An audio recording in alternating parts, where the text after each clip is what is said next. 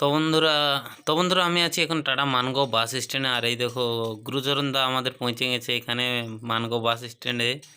তো যাই হোক সবার সাথে দেখা এবং সবাই তাকে চিনে, এবং যার জন্য কিন্তু গাড়ির যত স্টাফ আছে সবাই বলছে আমরা একসাথে রিল বানাবো। তো দেখা যায় গুরুচরণ দাও কিন্তু রিল বানাতে তৈরি হয়ে গেছে এবং রিল বানানো চলছে। এটাই হয় সোশ্যাল মিডিয়ার পাওয়ার।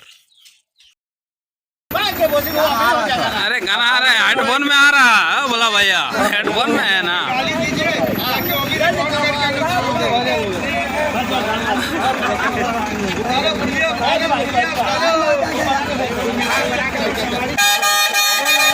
बजाओ भी तो